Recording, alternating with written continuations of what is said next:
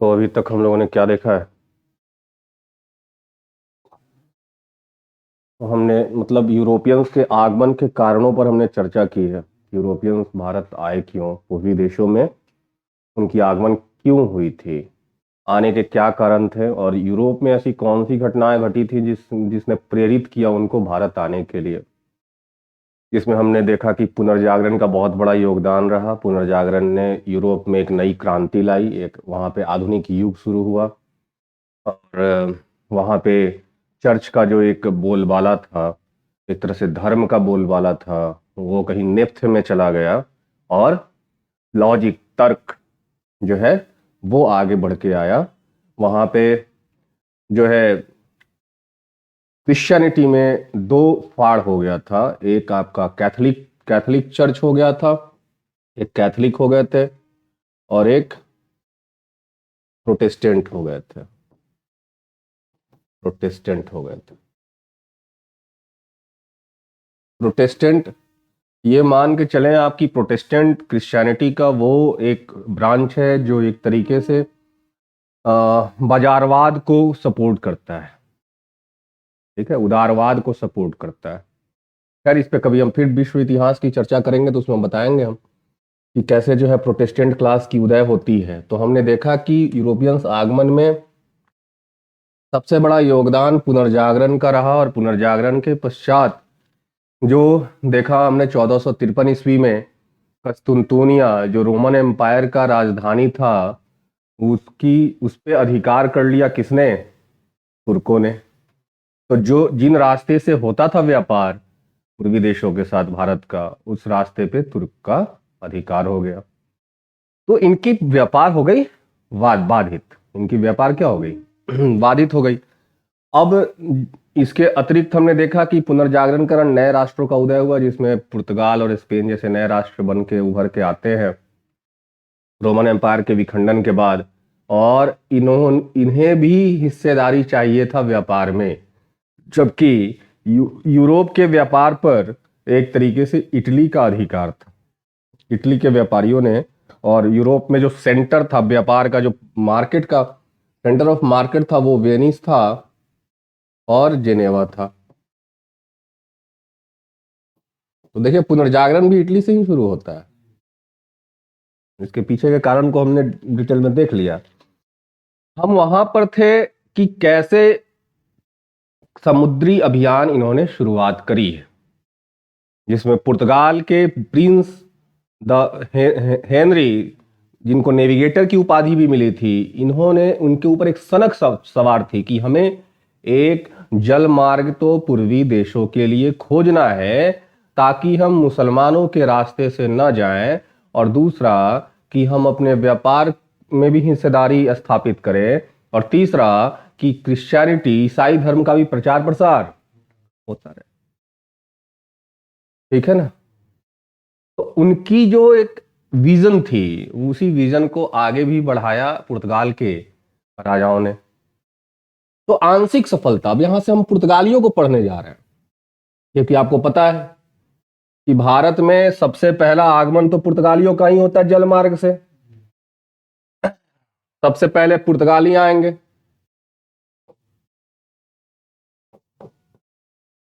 पुर्तगाली आएंगे सबसे पहले, और पुर्तगालियों के बाद डच आएगा, डच के बाद अंग्रेज आएंगे, अंग्रेज के बाद डेनिश आएंगे, और डेनिश के बाद आएगा फ्रांस।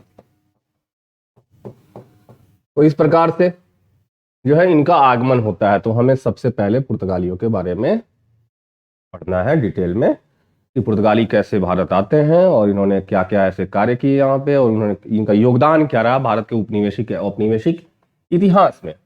तो आइए हम शुरू करते हैं पुर्तगाल को। ठीक है ना?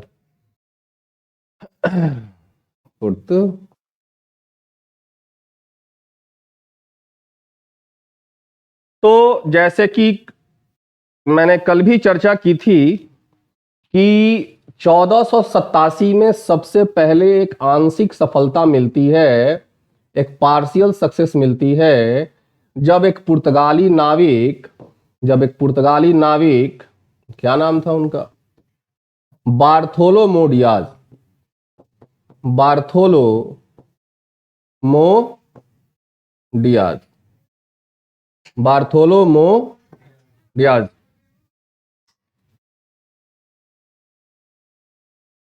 बार्थोलोमो डियाज, ठीक है ना। ये कहां पहुंचते हैं? अफ्रीका के समुद्री तट पे, अफ्रीका के पूर्वी तट पे, सॉरी, अफ्रीका के पूर्वी तट तक पहुंचते हैं। किसको पार करके?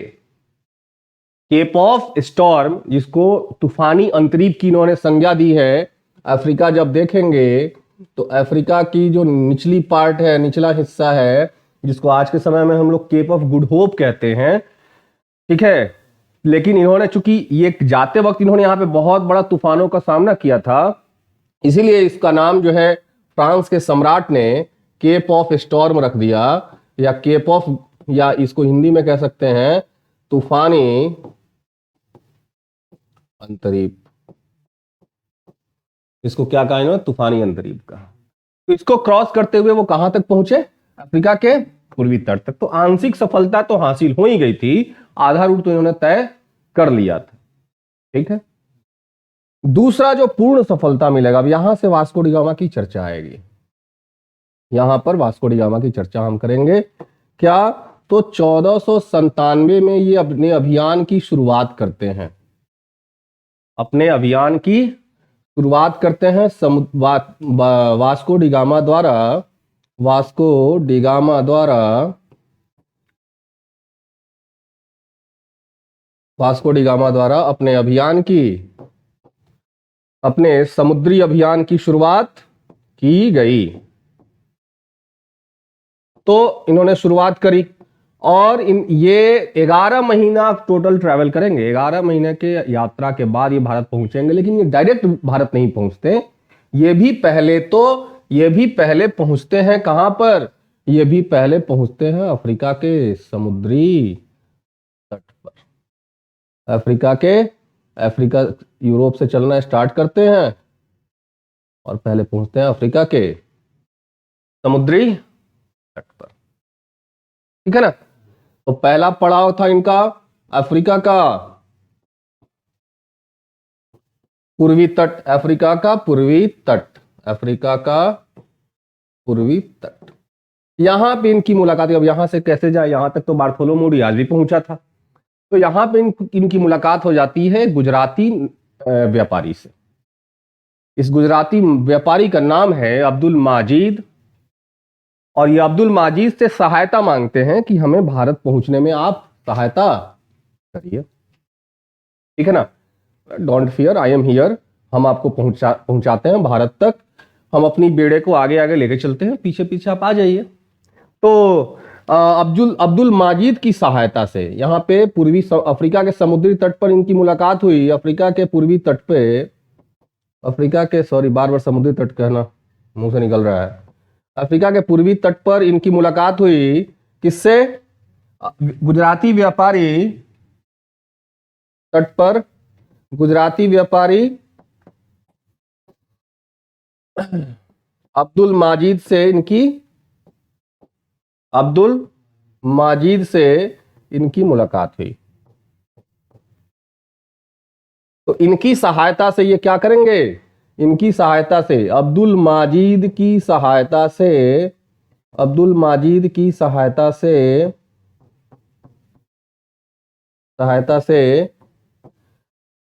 ठीक है, ये भारत के वास्को डी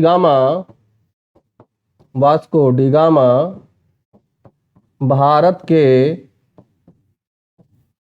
केरल राज्य के कहां पहुंचेंगे?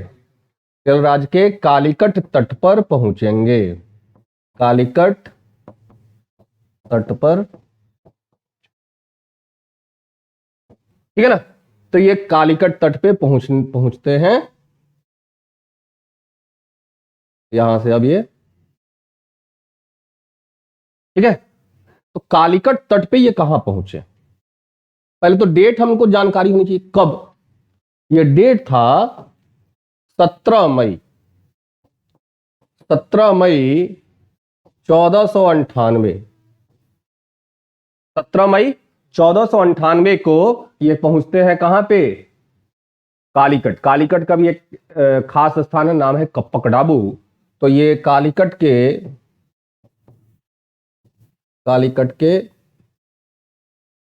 कप्पक डाबू पर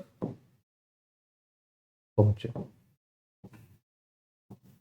ठीक है, बड़ी असमंजस की स्थिति थी। भारत में पहले से व्यापार कर रहे थे अरबी व्यापारी। मैंने पहले भी बताया था कि अरबी व्यापारी ही मिडिलमैन है। यहां से इनको यूरोपियन व्यापारी जो है डायरेक्ट इंडिया से कनेक्ट नहीं है, वो बीच में मिडिलमैन है। अरब व्यापारी, उनसे परचेज करना पड़ता है।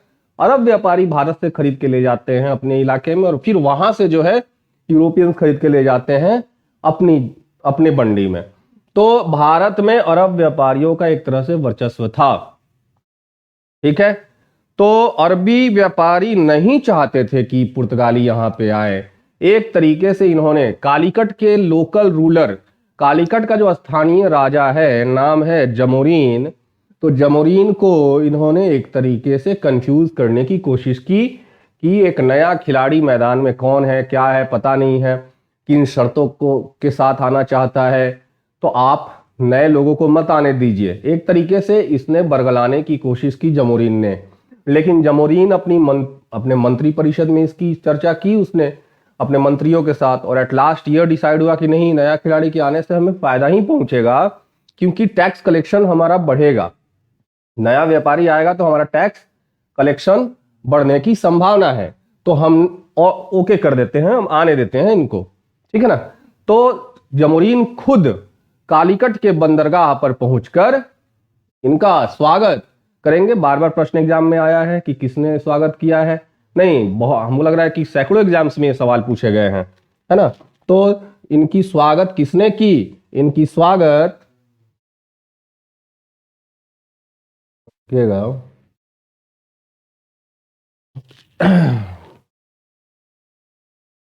क्या है ना कि ये स्कैन करके आपको हम डाल देंगे, तो मिल जाएगा, आपको लिखने की आवश्यकता नहीं पड़ेगी आपके। तो अब यहां पे क्या सीन है कि मैंने बोला कि कालीकट के स्थानीय रूलर, कालीकट के स्थानीय हिंदू रूलर, क्या है भाई, हाँ, कालीकट के स्थानीय हिंदू हिंदू शासक, नाम है क्या?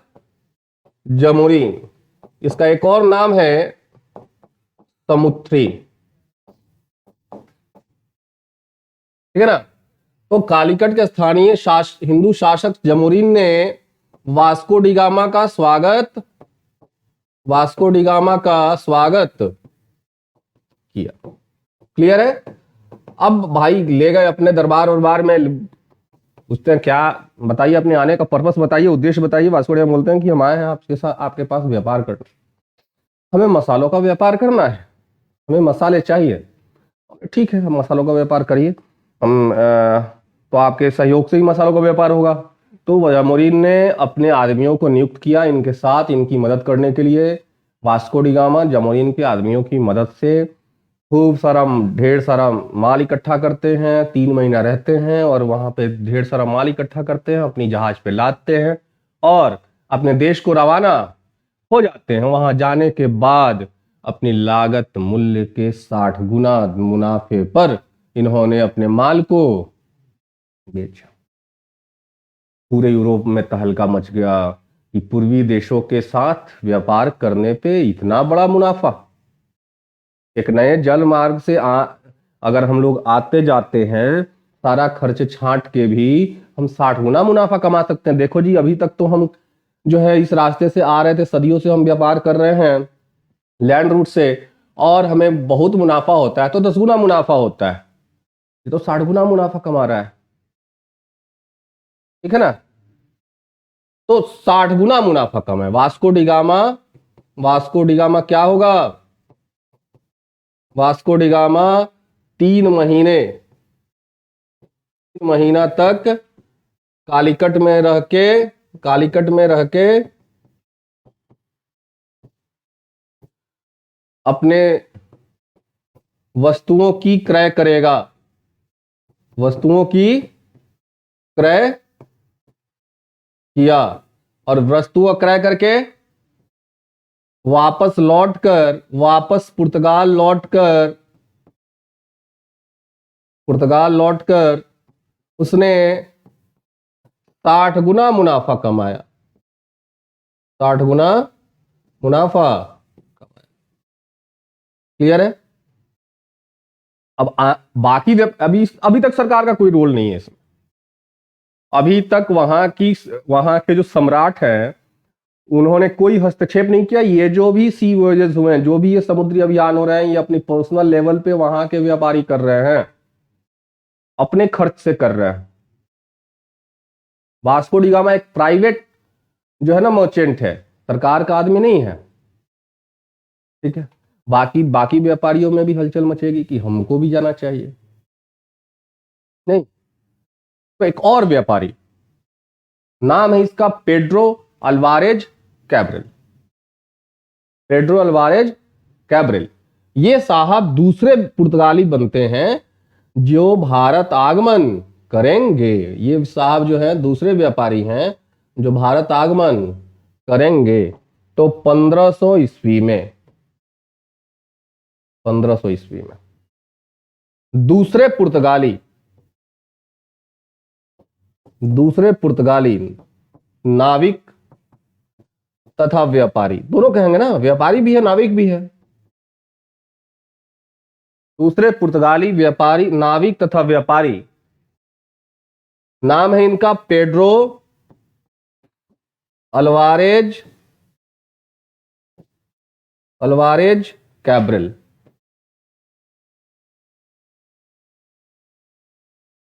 ठीक है ना? इनका आगमन हुआ भारत में। दूसरे पुर्तगाली नाविक तथा व्यापारी पेड्रो अल्वारेज कैब्रल का भारत आगमन, इनका भी वही उद्देश्य था कि भाई साहब हमें करना है व्यापार। गए, बताया हमारा आया था देश स्वदेशी, हम वहीं से आए हुए हैं, हमको भी व्यापार करना है। तो इन्होंने, जमोरिन ने इनको भी अलाउ कर दिया कि हाँ ठीक है आप व्यापार करें। लेकिन यहाँ पे एक छोटी सी डिमांड इन्होंने रखी कि देखिए जी, माल तो हम अब तो जहां पे ये कोस्टल एरिया में जहां जिस बंदरगाह पे उतर रहे हैं, ऐसा तो नहीं ना कि वहां पे जो है छान के बेच रहा, ले लो मसाला ले लो। उनको तो अंदर जाना पड़ेगा ना, गांव में देहातों में जाकर के वहां से मसालों की खरीद करनी होगी। तो एक बार में तो सारा खरीद के ला नहीं सकते, लाते थे फिर रखना है, कहीं स्टॉक रखना होगा, फिर जाना होगा, फिर स्टॉक रखना होगा। तो उन्होंने बोला कि एक छोटा सा रिक्वेस्ट है कि आप हमें एक छोटा सा टेम्पररी फैक्ट्री खोलने की इजाजत दे दीजिए। ठीक है, तो इनका पहला अस्थाई जो है फैक्ट्री, अस्थाई फैक्ट्री तो हम जानते हैं कहां पर था, कोचीन में। लेकिन पहली बार प्रयास हुई फैक्ट्री खोलने की, कहां पर? कालीकट में। तो पहली अस्थाई फैक्ट्री खोली 1500 ईस्वी में, 1501 ईस्वी में, सॉरी 1501 में जमोरीन के इजाजत से पेड्रो अल्वारेज कैब्रल ने कालीकट में पुर्तगालियों की प्रथम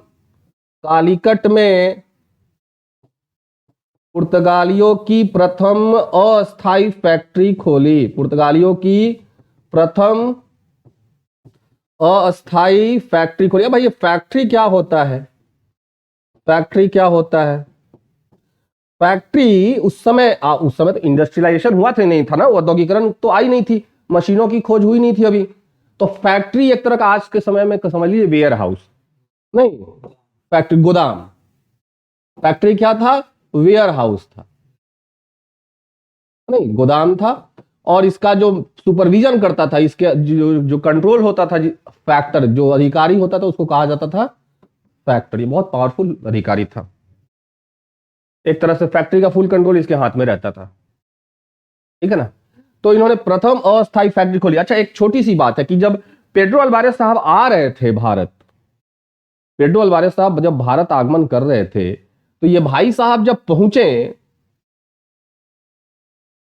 थोड़ा सा पीछे जाना पड़ेगा, पिछले, जब भाई साहब ये पहुंच रहे हैं, ये जब अपने देश को क्रॉस करके ये केप वर्डे आइलैंड के आसपास पहुंच रहे हैं, तो ये इनको बड़े तूफानों का सामना करना पड़ गया। तो ये साहब अपनी रास्ता भटक गए, और रास्ता भटक के संजोग से ये चले गए वेस्ट इंडीज नहीं, south America, Brazil. South America इन्होंने खोजा, ब्राजील खोजा। ब्राजील अपनी जगह था, इन्होंने अपने पर्पस के लिए खोजा। अब मतलब कोलंबस ने अमेरिका खोजा, तो अमेरिका कहीं गुम थोड़ी ही था, यूरोपियंस ने अपने लिए खोजा नहीं। तो यहां से ये ब्राजील चले जाते हैं भटक के, और फिर वहां से फिर भारत ही आएंगे। तो इन्होंने रास्ते में खोज कर डाली किसकी? साउथ में उत्तरी अमेरिका की, सॉरी उत्तरी अमेरिका, दक्षिणी अमेरिका की, और दक्षिणी अमेरिका और साथ ही साथ देश कौन सा? ब्राजील। तो देखिएगा, हम देखेंगे जब पुर्तगालियों के पतन में हम देखेंगे कारणों में, तो हम देखेंगे कि इनका ध्यान अब भारत से हटके ब्राजील की तरफ ज्यादा हो जाएगा, ब्राजील से ज्यादा व्यापार ये करेंगे, है ना। तो बाद में पतन के कारणों पर जब आएंगे तब चर्चा करेंगे। तो ये बस ध्यान दिमाग में रखना है कि ये जब रास्ते में आ रहे थे, तो इस दौरान जो तूफानों के कारण ये अपनी रास्ता भटक जाते हैं, और भटक के ये पहुंच जाते हैं ब्राजील। फिर वहां से ये भारत आगमन इनका होगा। खैर, तो इन्होंने अपना जो है प्रथम अस्थायी फैक्ट्री खोल ली है, प्रथम अस्थायी फैक्ट्री खोल ली। तो चलिए, प्रथम अस्थायी फैक्ट्री हमने खुलवा दी। अरब व्यापारी अभी भी चैन से नहीं बैठे हैं। जमोरीन को भड़काने की कोशिश की थी, जमोरीन को पता नहीं था कि पुर्तगाली जो है, पुर्तगालियों का इंटेंशन क्या है। वो तो यही समझ रहा है कि पुर्तगाली जो है आम व्यापारियों की तरह हैं, जबकि पुर्तगालियों का इंटेंशन एकदम क्लियर था कि हमें मोनोपोली क्रिएट करना है, एकाधिकार स्थापित करना है व्यापार पे। खासतौर पे मालाबार तट पर इस वक्त तो उनका इंटेंशन क्लियर है कि मालाबार तट पे मेरा व्यापार पे एकाधिकार होना चाहिए। मालाबार तट आप समझ रहे हैं, मालाबार तट क्या है? ऊपर गुजरात से लेकर के कर्नाटक तक जो तटीय इलाका है, उसको हम लोग कोंकण तट कहते हैं, कोंकण। और कर्नाटक से लेकर के और केरल तक, कन्याकुमारी तक जो तट होता है उसको मालाबार तट कहते हैं, ठीक है। फिर आप इधर आ जाइए, बंगाल से लेकर के आंध्रा तक जो तट होता है उसको नॉर्दर्न सरकार कहते हैं या उत्तरी सरकार कहते हैं। हाँ, प्रायद्वीप पे भी आते हैं, ज्योग्राफी का खैर अब टर्म है, बताते हैं। और फिर आंध्रा से लेकर के फिर कन्याकुमारी तक तमिलनाडु होते हुए जो तट है उसको कोरोमंडल तट कहते हैं। और प्रायद्वीप उस भूभागीय इलाके को कहते हैं जो भूभागीय इलाका जो है तीन तरफ से जो है पानी से घिरा हुआ है।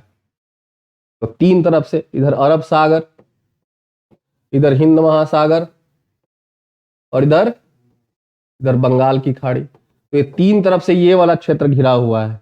इसीलिए जो है हमारा जो भारत का मैप देखिएगा तो दक्कन के एरिया से जो स्टार्ट होता है, विंध्याचल के नीचे से, है ना, विंध्याचल के नीचे से ये वाला पूरा क्षेत्र जो है वो प्रायद्वीपीय भारत कहलाता है, ठीक है ना। तो खैर, तो हम कहां थे? तो मालाबार तट पे अपनी मोनोपोली क्रिएट करना इंटेंशन इनका क्लियर है। खैर, तो अरब व्यापारी तो अभी भड़काने में लगे हुए हैं, अब राजा साहब तो भड़के नहीं। तो वहां के स्थानीय जो लोकल लोग हैं, जो कालीकट के स्थानीय लोग हैं, उनको भड़काना शुरू कर दिया था अरब व्यापारी कि देखो जी, ये सिर्फ व्यापार करने नहीं आए, ये तुम्हारे धर्म को भ्रष्ट कर देंगे, तुमको ईसाई में बदल डालेंगे। अभी तक हम व्यापार कर रहे हैं, तुमको कभी मुस्लिम बनने के लिए हम प्रेशराइज किए हैं नहीं ना, लेकिन ये जरूर तुमको ईसाई में बदल डालेंगे। और भी तरह तरह से ये भड़काने की कोशिश कर रहे हैं। का परिणाम ये हुआ कि जो ये अस्थाई फैक्ट्री का निर्माण जो हुआ है, अभी मात्र 2-3 महीने ही बना स्टार्ट हुआ है, स्थानीय लोगों ने उस पर आक्रमण कर दिया। अरब व्यापारियों के बहकावे में आकर के कालीकट के स्थानीय लोगों ने क्या कर दिया? अरबी व्यापारियों के, अरबों के साजिशों के कारण कालीकट के स्थानीय कालीकट के स्थानीय निवासियों ने क्या किया, फैक्ट्री पर हमला। अब हमला कर दिया, इसमें बहुत सारे पुर्तगाली मारे भी गए। संयोग से पेड्रो साहब उस समय थे नहीं, उस समय फैक्ट्री में उस समय उपस्थित थे नहीं। बहुत सारे पुर्तगाली मारे गए। पेड्रो साहब वापस लौट के आते हैं, देखते हैं तो इनका फैक्ट्री तबाह हो चुका है, बहुत सारे पुर्तगाली मारे जा चुके हैं। पहले तो इन्होंने जमोरीन से इसकी शिकायत करी कि आप पहले दंडित करें जो अपराधी है। जमोरीन ने इसको इग्नोर करना उचित समझा, तो इससे इसका मन जो है ना बेचैन हो उठता है कि बताइए जिसके यहाँ आए हुए हैं वो हमारे साथ ऐसे बिहेव कर रहा है, तो फिर तो सबक सिखाना बनता है। तो ये अपने जहाज अपने बंदरगाह पे ये वापस जाते हैं और उस बंदरगाह पर जितनी भी अरबों की जहाजें खड़ी थी उन सब पे धावा बोल दिया। कालीकट बंदरगाह पे सैकड़ों अरबी व्यापारियों के जहाजों को इसने सीज कर लिया और जितने भी अरबी मिलते गए उनकी हत्या कर डाली। इतना ही नहीं, स्थानीय लोगों को सबक सिखाने के लिए इसने लगातार बमबार्डिंग की, कालीकट को धुआं धुआं कर दिया। इतना बम मारा कालीकट पे। अंत में जाकर के जमोरीन की प्रार्थना पर इसने बमबार्डिंग रोकी, इसने बम गिराना बंद किया और एट लास्ट ये जिस उद्देश्य के साथ आया था, इसने अपना माल को जो है अपने जहाजों पे लादा और फिर वापस लौट गया, जाकर के मुनाफा कमाया। अब आते हैं फिर से वास्को डी गामा की चर्चा हम करते हैं। वास्को डी गामा साहब एक बार मुनाफा कमा चुके हैं, दोबारा मुनाफा कमाने की लालसा मन में जग रही है। जो एक बार मुनाफा कमा लिया वो तो उसको शेर को खून मुंह को लग गया तो बार बार जो है आदमखोर बन जाएगा ना इंसान का, अगर खून मुंह लग गया तो। अभी हाल फिलहाल उधर वाल्मीकि नगर साइड में कोई आदमखोर बाघ भी निकला था नहीं, कारण भी है ना वो क्यों, देखिएगा कि पहले के रिस्पेक्ट में हमने इंक्रोचमेंट ज्यादा कर दिया, हम उन्हीं के क्षेत्र में घुस रहे हैं, उन्हीं के घर को हम तबाह कर रहे हैं, तो हमारे यहाँ आएंगे ही आएंगे खाने की खोज में। तो हमारे मुख्यमंत्री साहब भी लक्ष्य तय किए हैं कि कम से कम जो है आने वाले सालों में जो है कम पूरे बिहार का 17% तो वनावरण होना ही चाहिए। मात्र 7.84 है, तो 17% का टारगेट तो बहुत ज़्यादा है। देखिए कब तक कंप्लीट करते हैं, और 17% हो गया तो हरा भरा हो जाएगा। ऐसे तो होना चाहिए 1/3। किसी भी देश के, किसी भी राज्य और किसी भी राष्ट्र के भूभाग का 1/3% तो वनावरण होना चाहिए, वो पूरा वन से। पूरे भारत के स्तर पे कुछ और एरिया, कुछ और डेटा है, लेकिन राज्य में आ जाइए तो बहुत कम है। तो वन रिपोर्ट देख लीजिएगा, है ना। कहाँ दिया है सेंटर आपका? अरे वाह वाह, अच्छा सीतामढ़ी दिया है, बढ़िया। अरबोदय, तो अब यहां से निवासियों ने फैक्ट्री पर हमला कर दिया। तो पेड्रो साहब ने क्या किया? पेड्रो ने जवाबी कार्यवाही करते हुए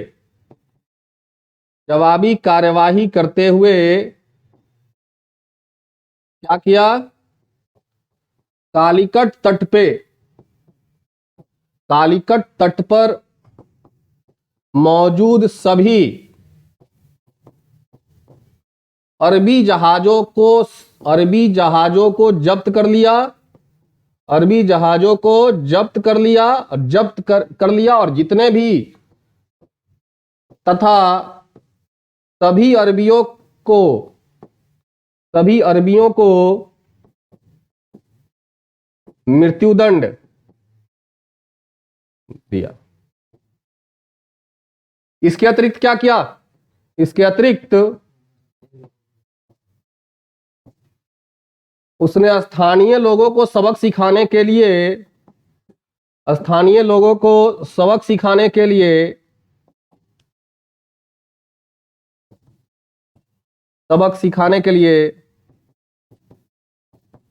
कालीकट पर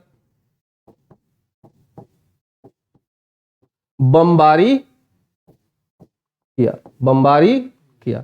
इसका मतलब अब यहां से एक और फैक्ट क्लियर होगा कि पुर्तगाली प्रथम यूरोपियन थे या प्रथम यात्री थे जिन्होंने अपने जहाजों पर तोप को लाया। इसके पहले व्यापारी वर्ग अपने जहाजों पर तोप कोई नहीं इंट्रोड्यूस किया या कोई तोप लेके आता नहीं था। पहली बार तोप और बारूद लेकर के आने वाले कौन हैं? पुर्तगाली। उन्होंने अपने जहाजों पे तोप लगाया और यही इनकी मजबूती का सबसे बड़ा कारण था। तो याद रखना है कि सबसे पहले कौन सी यूरोपियन सबसे पहले अपनी जहाजों पर तोप लेकर के आते हैं, बारूद लेके आते हैं? पुर्तगाली लेके आते हैं। यही कारण बमबारी किया। तो ये वापस लौट गए। अच्छा, तो अब हम कर रहे थे बात वास्को डी गामा की। वास्को डी गामा साहब पुनः वापस लौटेंगे 1502 ईस्वी में। आएंगे कालीकट ही। कालीकट में जमोरीन से मुलाकात करेंगे और अपनी बातों को रखेंगे कि भाई साहब अभी जो हाल फिलहाल घटना हुई है पेड्रो साहब के साथ वो अच्छी नहीं हुई, आपने सहयोग नहीं किया। आप एक काम करिए, आप या तो हमसे रिश्ता रखिए या तो अरब व्यापारियों से रिश्ता रखिए, दोनों में से एक को चुनना होगा। जमोरीन ने सख्ती से मना कर दिया, बोला कि नहीं, मेरे लिए तो दोनों ही एक जैसे हैं, हम किसी को एक खास प्रीफरेंस नहीं देने वाले, विशेषाधिकार आपको नहीं मिलने वाला, आप भी व्यापार करें वो भी व्यापार करेगा। इस बात को कालीकट में होने वाली घटना पर कोचीन के जो राजा हैं बहुत गहरी नजर रखे हुए थे। उनको मौका हाथ लगा और उन्होंने वास्को डी गामा के पास खबर भिजवा दिया कि आप हमारे यहां आइए ना, हम आपकी सारी डिमांड्स को फुलफिल करते हैं। तो वास्को डी गामा कहां पहुंचेंगे? 1502 में कालीकट से 1502 में तो पहले ही आएंगे कहां पे?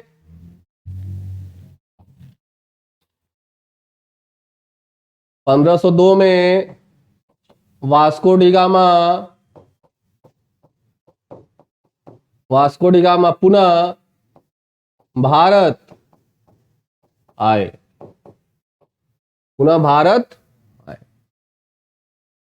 ठीक है। तो 1503 में, अभी सारी कहानी को समझ लीजिए लेकिन फैक्ट पे हम टिके रहेंगे। तो ये पहुंचते हैं कोचीन और कोचीन में पुर्तगालियों की इन्हीं की देखरेख में। अच्छा, एक बात, एक अधिकारी का नाम याद रखिएगा जो अभी आने वाले समय में गवर्नर बनने वाला है, नाम है इसका अल्बुकर्क। ये इस समय भारत में ही है, जो आया है भारत में ही निवास कर रहा है। सारे के सारे व्यापारी नहीं लौट के चले जा रहे हैं, कुछ लोग यहां पे रुक रहे हैं, ठीक है। तो उसमें से अल्बुकर्क भी है जो भारत में अभी इस वक्त है। तो वास्को डी गामा की देखरेख में अल्बुकर्क ने, तो हम अल्बुकर्क का नाम नहीं लेंगे, हम सीधे पुर्तगालियों का नाम लेंगे कि पुर्तगालियों ने कोचीन में अपनी प्रथम फैक्ट्री की स्थापना की। इसी प्रकार से 1505 में इनकी दूसरी फैक्ट्री, और पूरा फैक्ट्री का लिस्ट हम दे देंगे नोट्स में जो मिलेगा, इनकी दूसरी फैक्ट्री कन्नौर में खोली गई। तो पुर्तगालियों की प्रथम और दूसरी फैक्ट्री को याद रखिए, बाकी डेटा में हम आपको प्रोवाइड कर देंगे। ओके, तो जमोरीन साहब, वास्को डी गामा साहब वापस लौटे, तीसरी बार फिर आएंगे 1524 में, है ना, लेकिन उसकी चर्चा करना उतनी आवश्यक नहीं है। लेकिन इतना बात जानिए कि वास्को डी गामा तीसरी बार भी भारत आता है 1524 के आसपास। खैर, अब यहां से देखिए जी, बात अब करते हैं पुर्तगाली सम्राट की। उनके मन में इस बात को लेकर के हलचल मचा हुआ है कि सारा मुनाफा तो ले जा रहे हैं निजी व्यापारी, इससे राज्य को क्या लाभ हो रहा है, तो क्यों ना हम एक कंपनी स्थापित करें और भारत के व्यापार का कंट्रोल हम अपनी हाथों में ले लें। नहीं, तो यहां पे अब जो मैनुअल फर्स्ट, वहां का राजा का सम्राट का नाम है मैनुअल फर्स्ट, मैनुअल प्रथम ने इस बात को लेकर के निर्णय किया कि हम कंपनी खोलेंगे, और उन्होंने कंपनी खोली, और कंपनी, पुर्तगाली कंपनी का नाम था एस्तादो द इंडिया। तो पुर्तगाली कंपनी कौन सी खोली गई? पुर्तगाली कंपनी एस्तादो द इंडिया, या सिंपलर वर्ड में हम कह सकते हैं Portuguese east India, Portuguese east India company. अब कंपनी तो खुल गई, लेकिन भारत भेजा किसको जाए? सब पे तो विश्वास नहीं कर सकते, इनके बहुत प्रिय एक मंत्री हैं, उस समय पुर्तगाल के एक प्रांत की वो गवर्नर हुआ करते थे, नाम है फ्रांसिस्को दी अल्मीडा। पुर्तगाल के एक प्रांत के गवर्नर थे, उनको बुलावा भेजा गया कि सम्राट बुला रहे हैं, आप उनसे मुलाकात करें दरबार में। अल्मीडा साहब आते हैं, अल्मीडा साहब के सामने प्रपोजल रखा जाता है कि भाई देखो, हमने खोली कंपनी भारत और पूर्वी देशों के साथ व्यापार करने के लिए। सिर्फ भारत नहीं बोल रहा हूं मैं, इनका लक्ष्य सिर्फ भारत नहीं है, इनका लक्ष्य बाकी क्षेत्र भी हैं, जैसे मसाला द्वीप, जो आज के समय में इंडोनेशिया के नाम से जाना जाता है, मसालों के लिए प्रसिद्ध था। ठीक है, तो उनको बोला जाता है कि भाई देखो, मैं तुम्हें बना के गवर्नर भेजना चाहता हूं भारत, लेकिन तुम्हें मुझे आश्वस्त करना होगा कि तुम जाकर के वहां पे अपनी होल्ड को कायम करोगे, पुर्तगालियों की इंटरेस्ट को एस्टैब्लिश करोगे। कोशिश करूंगा मैं। तो 1505